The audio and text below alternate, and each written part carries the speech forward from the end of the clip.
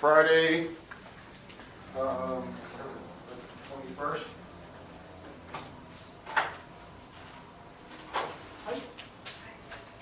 Okay, great. Okay. Real quick, like we'll not have class on Monday. I will be out of town Monday, so we'll not have class. But we're going to cover chapter 2 today. It is about statistics. It is boring, but we'll cover all the points that I need you to know. If we don't finish chapter 2, I'll just give you a little bit of reading. We can have that discussion about that Wednesday when we meet again. I did put up. What was your name? Ashley Lance.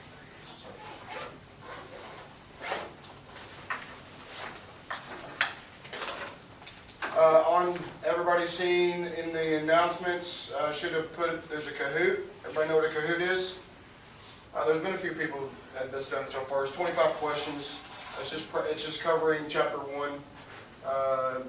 I build my celebrations from these and your study guide. So you will see these questions again. I highly suggest you practice that a couple times, just see where you're at. A couple of them done really well. So some of the questions that we're going to ask will be 6 classes of nutrients. Name? Abby. Sorry. Okay, 6 classes of nutrients. Anybody?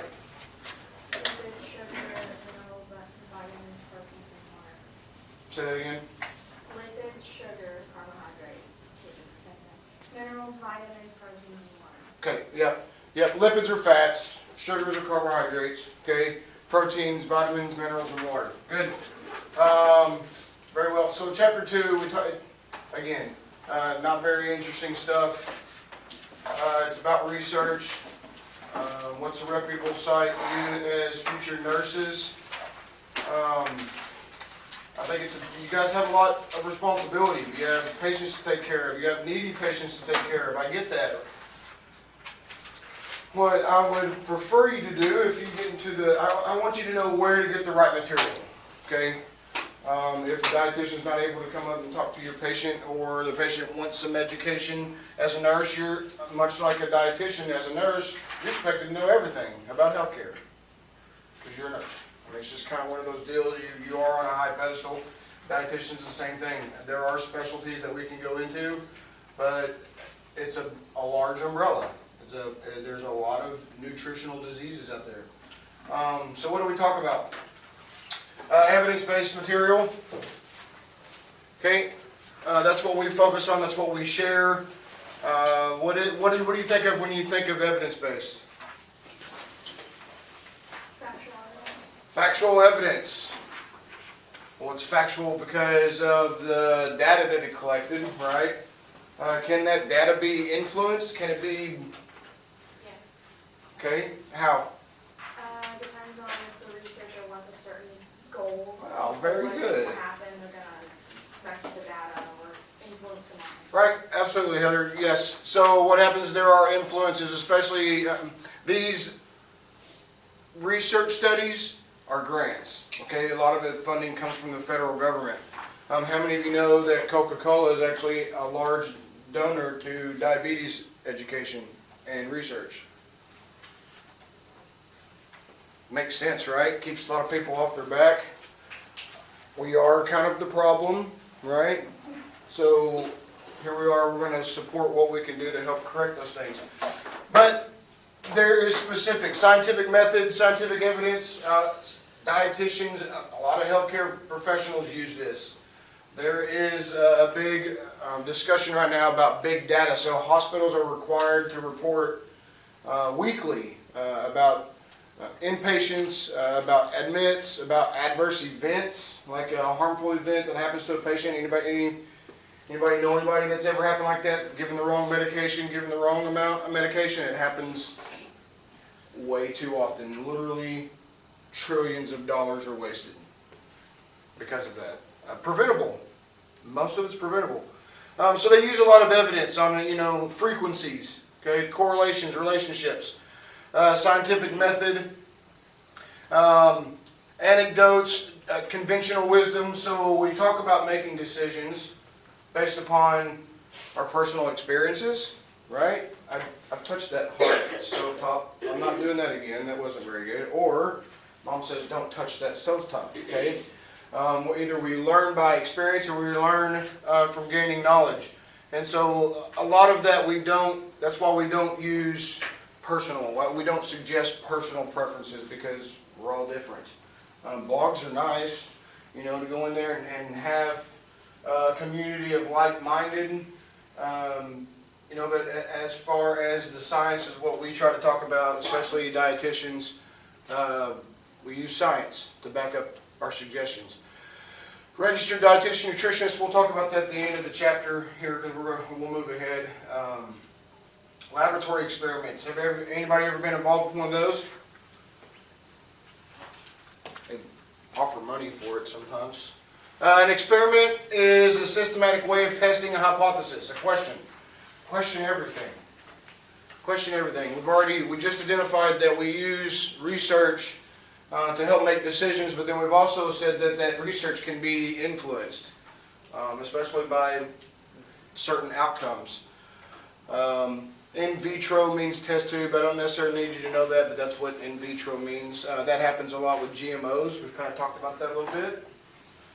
A little bit of a discussion. Using the scientific method, we have two groups. We have a treatment group and a control group. The control group does not receive treatment. Nothing changes. Why do we need a control group? Yeah, to show a difference, to show the impact, to show a relationship from this environment, and when we make certain changes, this is what happens. Yeah, we have a baseline. That's what those two terms mean right there. A variable, a characteristic, or other factor that can change and influence an outcome. It can be physical activity, it could be air temperature, it could be blood pressure. It literally can be a numerous variations. So it's important when you're well, how many of you are interested in doing research? I'm a guru. I'm a dork. I like this kind of stuff. Okay, because it helps me be a better professional, but I think it gives you a better understanding sometimes. Even though it's when they do these research projects, they want large populations, but they're not going to be able to get the entire population. So what they do, the larger sample size that they can get, they can apply that to the general population. That's how they get some of these recommendations. So a variable, those things can sometimes impact your outcomes.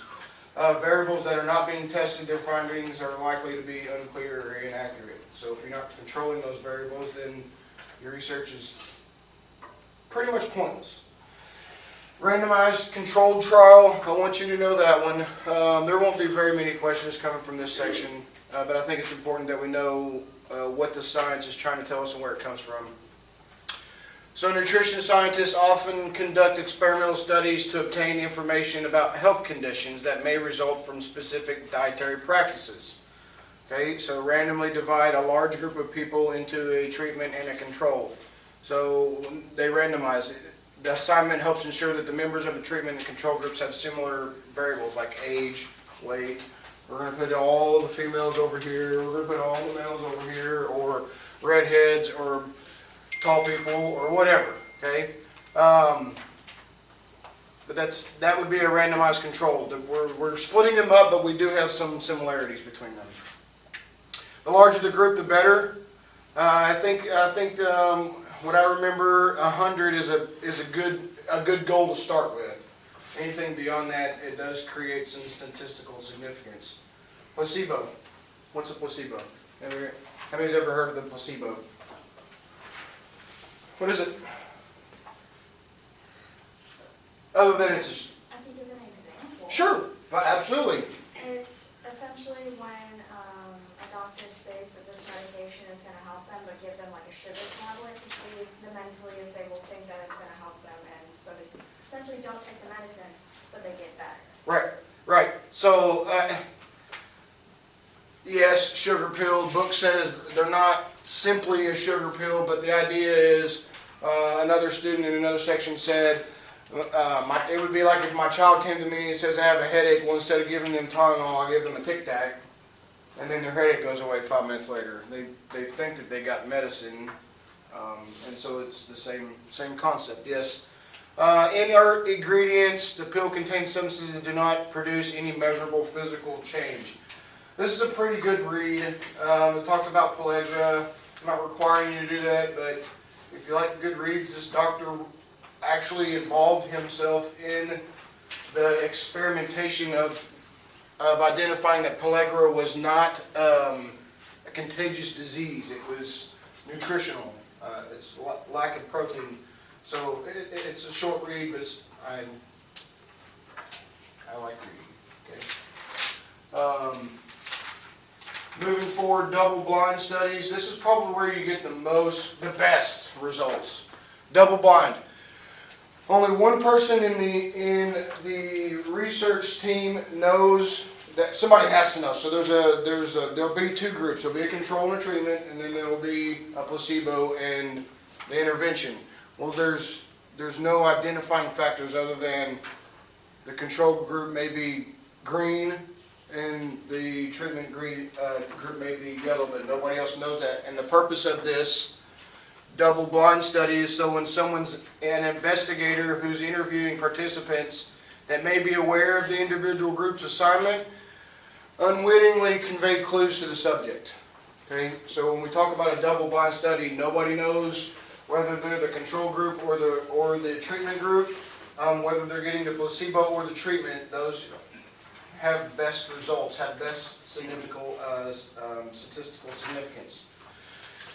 So that placebo effect. So such wishful thinking is the placebo effect. On the other hand, a patient who expects a medical treatment will be harmful and may report unintended effects of therapy, even though the treatment was harmless.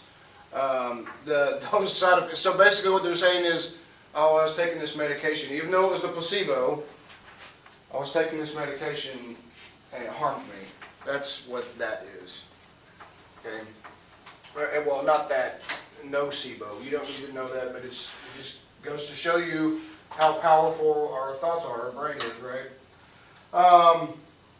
Placebos can produce beneficial physiological and psychological changes, particularly conditions that involve pain. Okay, kind of just touched briefly about that. I'm going to make that bigger. Epidemiology, you will see that a lot in healthcare and nursing. We want to know the occurrence, what happened. Okay, we want to know who was impacted by it, and the causes of the health problems. The source. You can't create a solution if you don't know where the source came from, correct? So that's epidemiology. Use data collected from physical examinations and blood samples. So this is the big data I was telling you about. For this one in 2017, 30 new cases of lead poisoning. So the occurrence was 30 cases among 50,000 preschool-age children. They determined 95% of the affected children lived in the major city and not in the smaller cities outside, which was the distribution part. And what they found out was lead poisoning happens quite often, actually, especially in areas where there's old houses. The pipes are lead, and so the lead will leak out into this water source.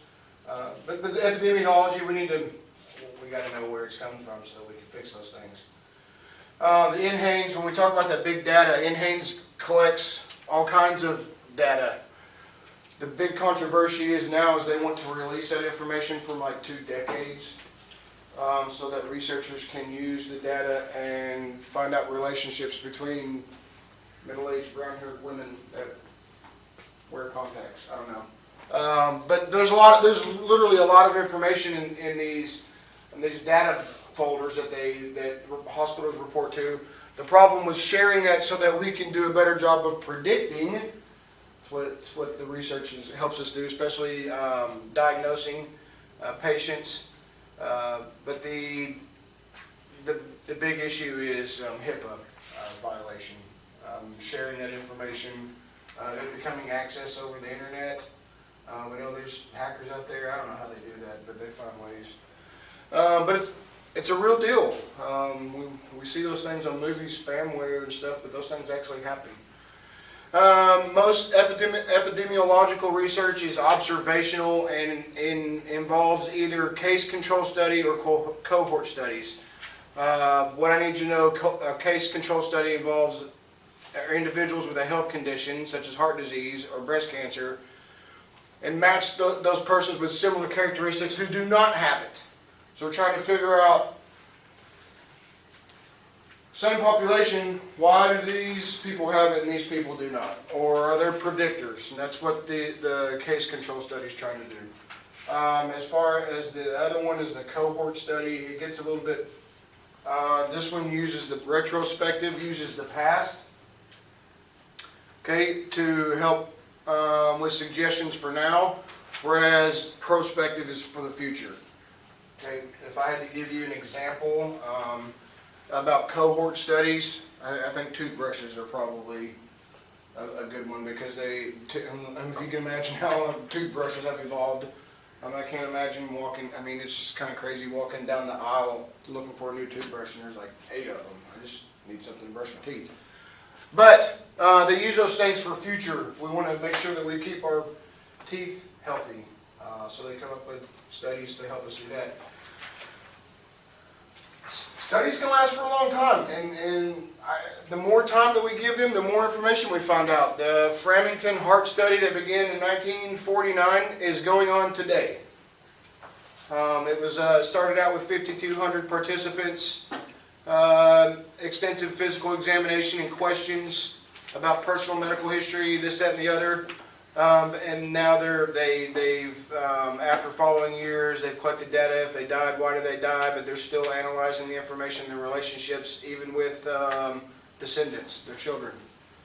So I find that pretty interesting. So it says questioning in here. Questioning about their family. How many have been to the hospital? Okay, when you got discharged, you got a survey at some point in time, correct? How many of you filled it out? You did good. Okay, good. No. So what did you talk about? Good things, bad things, both of them?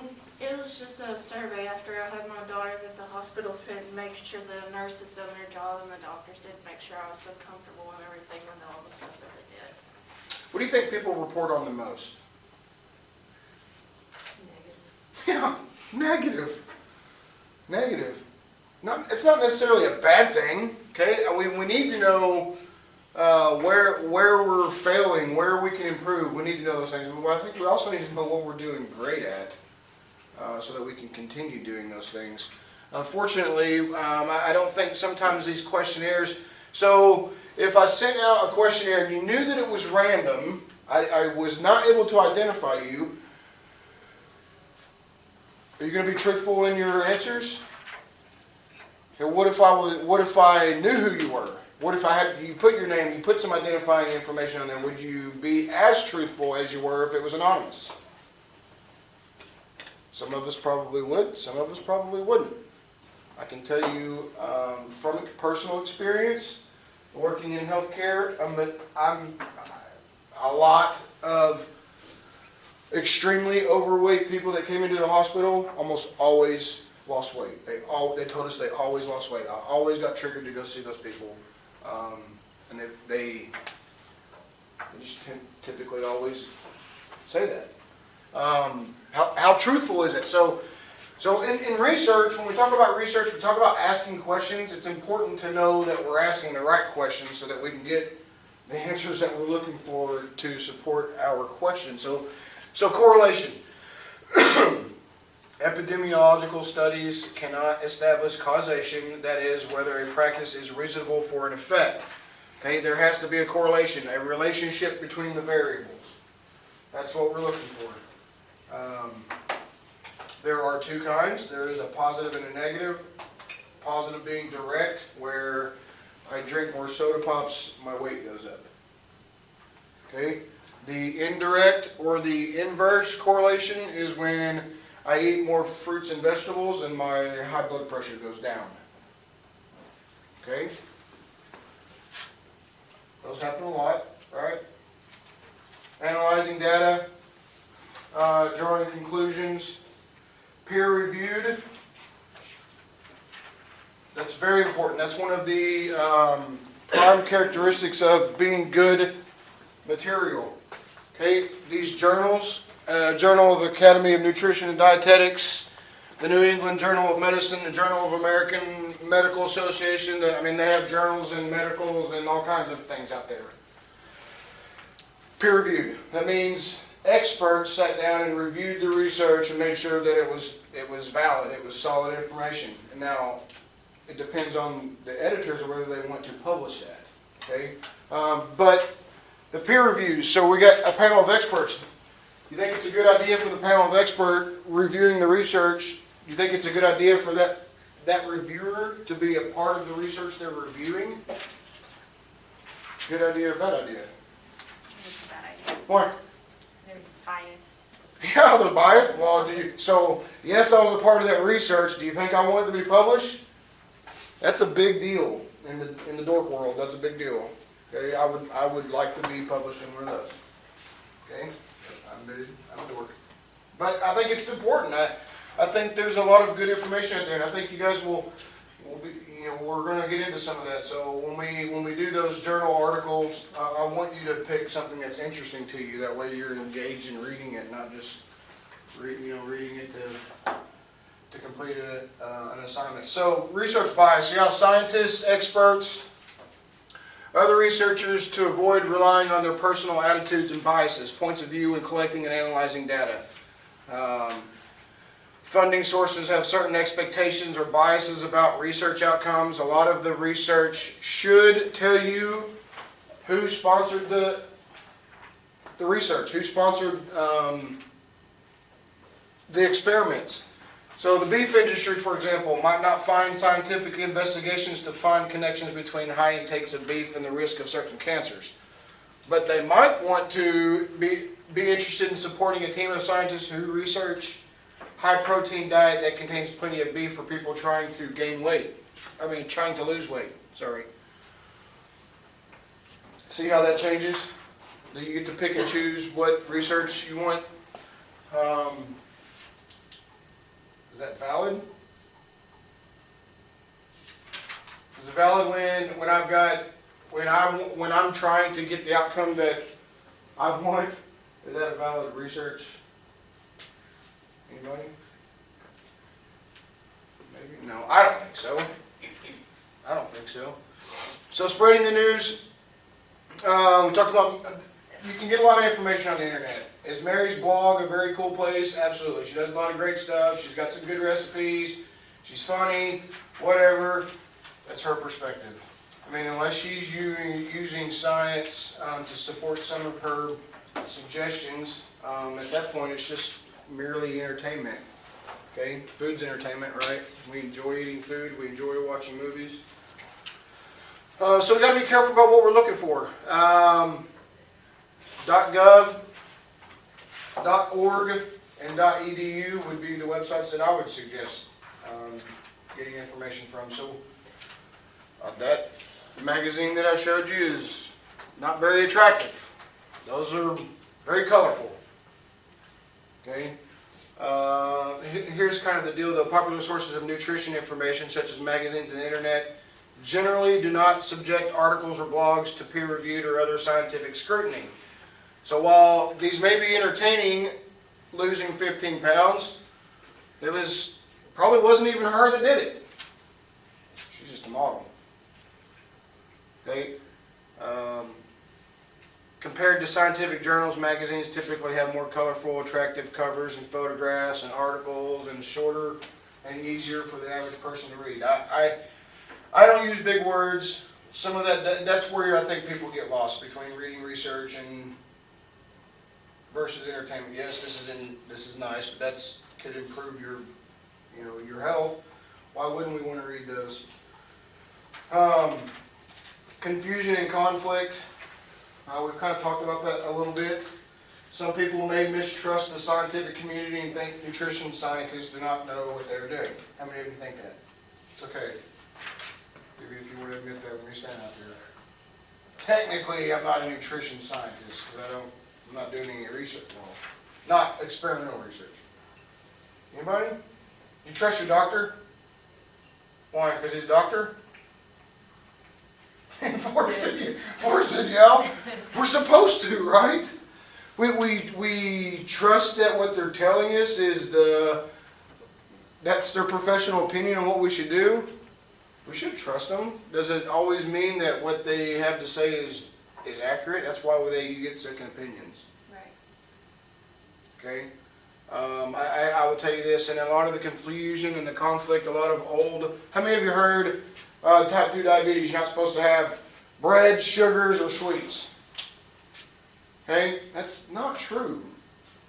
Doesn't mean you can't have them. Just means you need to know how much of them you can have. So that's better for you. Okay? So you don't end up in the hospital with high blood pressure or high blood sugars and in a coma. I mean, that's pretty dangerous, right? Not only are, where's that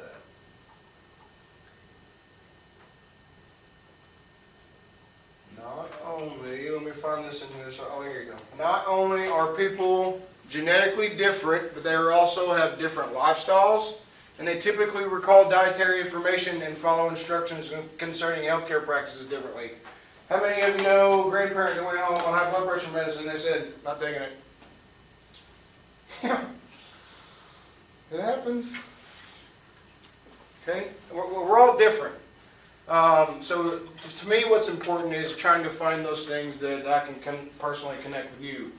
What kind of foods do you eat? Let's talk about those instead of, have you tried farro beans? How many of you ever tried farro beans?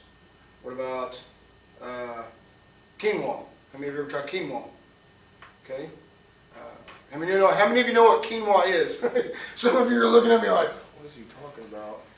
It's a grain, okay? It just it's higher in protein. It's a good alternative to white rice and pastas and things like that. They can make it out of pretty much anything, but it's just not very.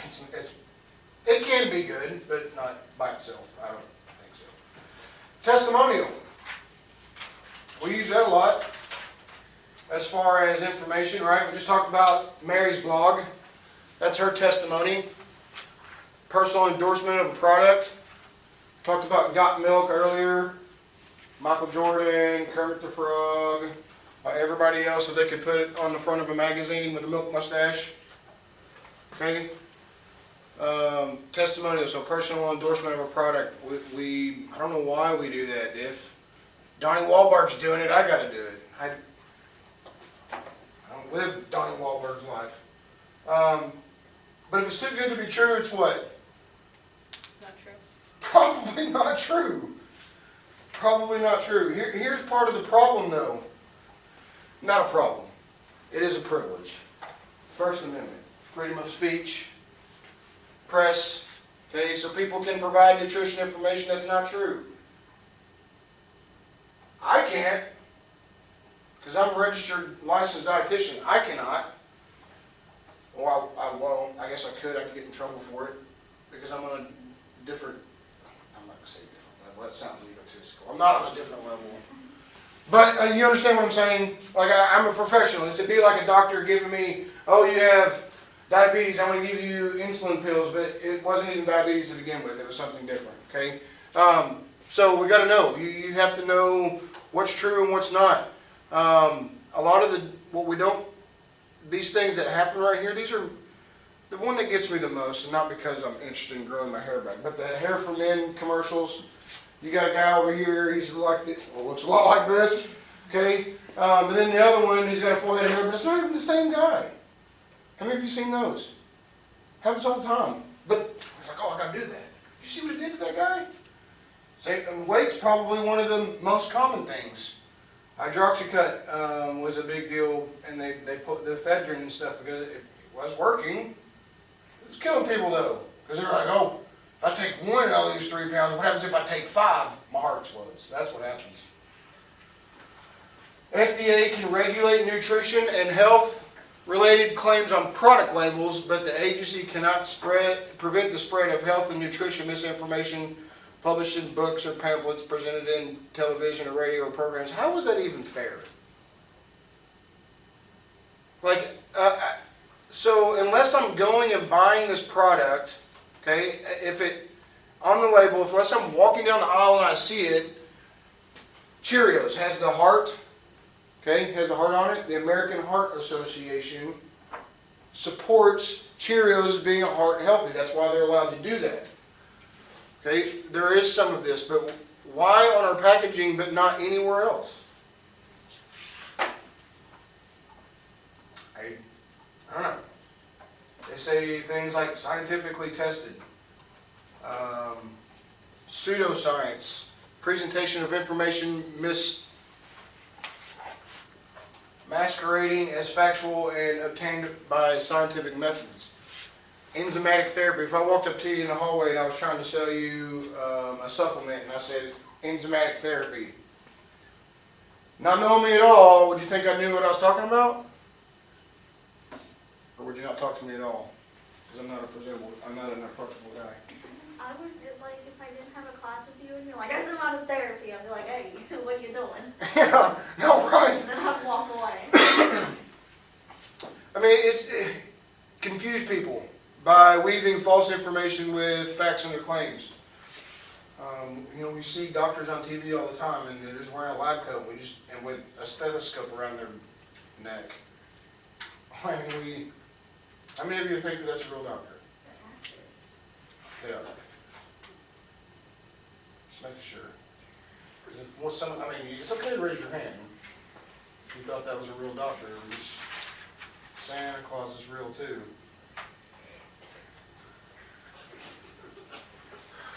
He is. If we didn't believe in him, he wouldn't be alive, right?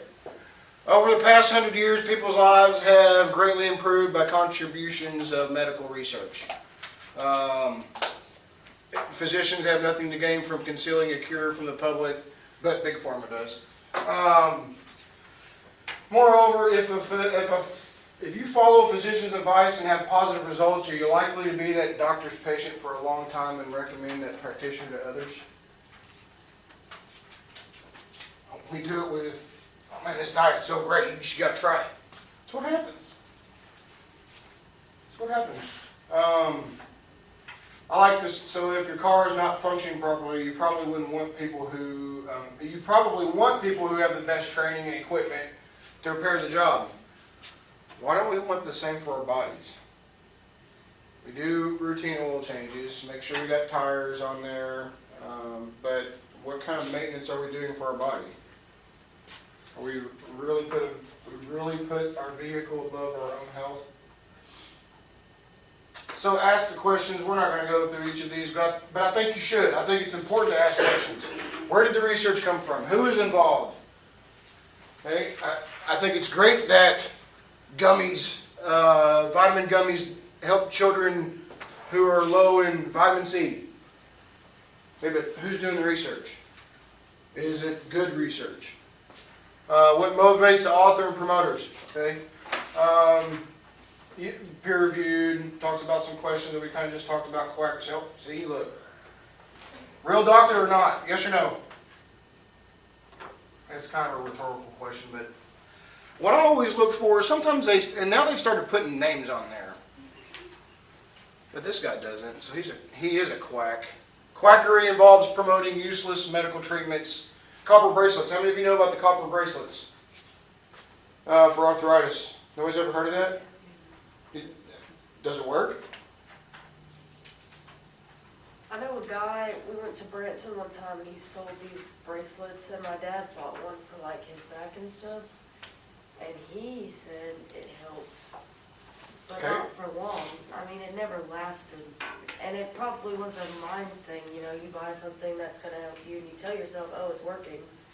So you wear it every day, but it's probably just you.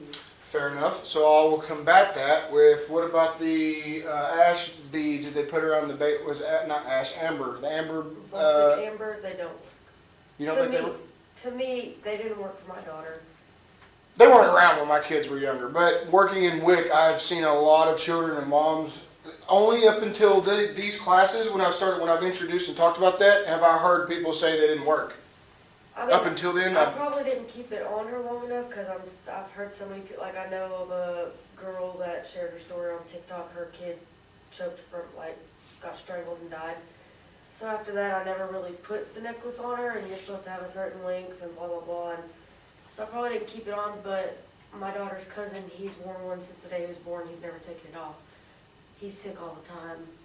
He gets fevers when he's teething, so I don't really think it works, but.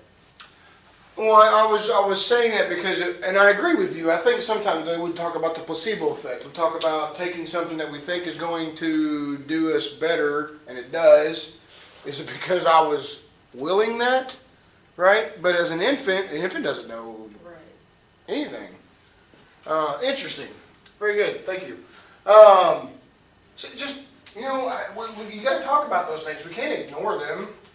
Red flags. We were not going to, I most likely will not test you over these, but I think they're important, especially for the research. We talk about health conditions and trying to better ourselves. I think those things are important. The Federal Trade Commission enforces consumer protection laws and investigates complaints about false or misleading health information, health claims on the internet. What are they going to do? Shut the site down and they're just going to turn around and make another one? I mean, you report that. I don't know what happens. Oh, can't say that. Got to take that down. That's all they say. But how many people did it touch before we got to take them down? This last section talks about me. I don't like that, but I think it's important that you know. So what are the experts? Reliable nutrition experts. So you have a dietitian and you have a nutritionist. Who knows the difference? Or is there a difference? Anybody? Nobody? No? Can anybody be a nutritionist? Oh, that's not a fair question because anybody can be a registered dietitian too. Difference between a registered dietitian and a nutritionist is education and training. Nutrition certifications, you can get most of them online. We dietitians go through a very structured, rigorous, in Ascend, down here at the bottom, Accreditation Council for Education and Nutrition Dietetics. There are certain criteria or certain classes: chemistry, biology, anatomy, medical nutrition therapy 1 and 2, food science, counseling. We go through a lot of classes, a lot of training to become this, but 1,200 hours supervised practice hours, okay? And then I have to sit for an exam. And I have to pass that national exam. Not all states require a license. I'm not a fan of this credential RDN because I think if we were trying to, when the academy decided to add nutrition to the end of the registered dietitian, if we were trying to separate ourselves and differentiate ourselves between nutritionists and dietitians, not saying that nutritionists give bad advice, and I'm not saying that. But if we're talking about expert and if we're identifying experts based upon their training and their experience, I would think a dietitian would be a better choice. But to separate those, I didn't think that it was, I don't use RDN. I use RD because I think we're trying to separate those. I didn't think that it was necessary to add nutritionists to the end of it, but it is what it is. In Missouri, I could get my license for 2 years. In Arkansas, I have to get it annually, but I have to do 5 hours, 12 hours of continuing education, whereas Missouri did not. So each state has the ability to set requirements to keep your license. Some states don't require a license for dietitians, but there are 3 divisions: clinical, healthcare, long-term care, acute care, renal, community nutrition, and food systems management. I didn't necessarily do that as a dietitian, but I was involved with it. Community nutrition includes wellness programs and WIC, health department. That's community health. And again, I didn't get a Bachelor of Science. I ended up getting a Master's of Science But it was still all the same classes that they list here, 1,200 hours, supervised practice. And then we had to sit, my internship was 15 months, not all of them are that long. UAMS, UAMS I think is 10 months. So it varies. Some of them are very competitive. But I was able to get in and pass on my first time. So, we were able to get through chapter 2 pretty quickly. Remember, we're not going to have class on Monday, so I'll put up a discussion just to kind of keep us all engaged between now and then. We will start on chapter 3 on Wednesday, and I think we're scheduled for our first celebration coming up in a couple weeks. So, moving pretty quick. How do you guys feel?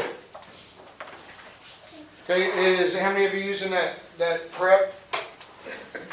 Celebration prep? Using that flow. I know doesn't flow exactly, but I tried to put terms together for it to make sense. Use the Kahoots, because I will build my celebrations. I've built my celebrations from the Kahoots and from that celebration prep. Anybody watching the videos online? I did what I missed. Okay, audio's okay? Okay, good. Excellent. I don't have anything else. Nobody